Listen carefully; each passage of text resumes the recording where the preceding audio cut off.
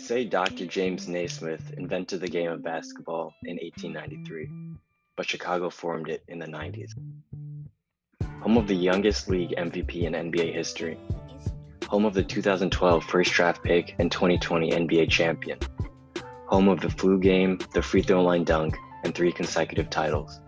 Chicago is also home to over 150 public basketball courts, where the combination of professional achievement and a thriving culture of street ball has earned the title Mecca of basketball.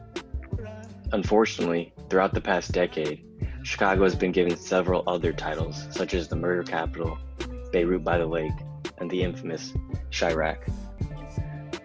The rise of gang-related violence in Chicago, in combination with its lively basketball culture, has resulted in unprecedented and simply unfounded measures being taken by the public officials in an attempt to deter crime.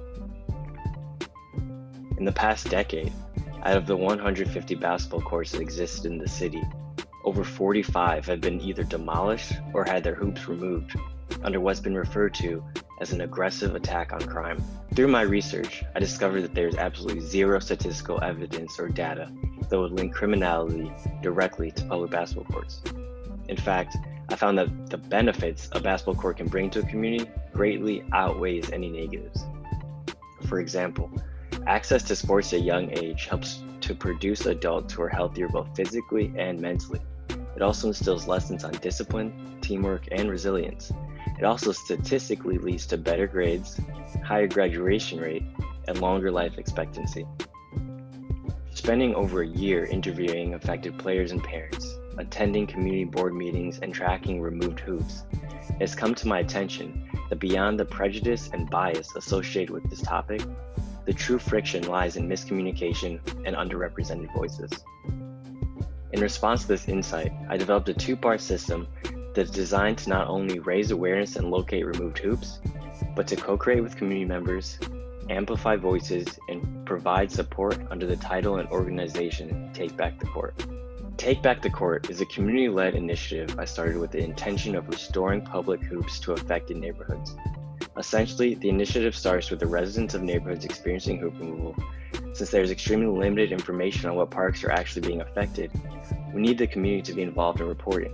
However, as soon as they report it, the pressure is removed from the community and placed on us, where we will do everything we can to apply for grants, raise awareness, and pressure policymakers while working with the community to find solutions until the hoops are restored. Once the hoop is restored is when the real difference can be made.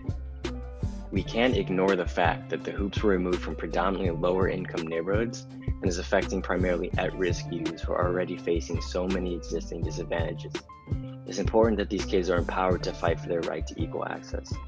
So once the hoops are back, we want to host regular events and workshops aimed at educating and inspiring creativity through the powerful driver of sports.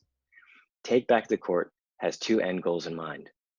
Support young people to identify and collectively challenge the factors that threaten their security and well-being. And 2 is to just let the kids play ball. Thanks for watching, and if you'd like to learn more, follow us on Instagram at Take Back the Court.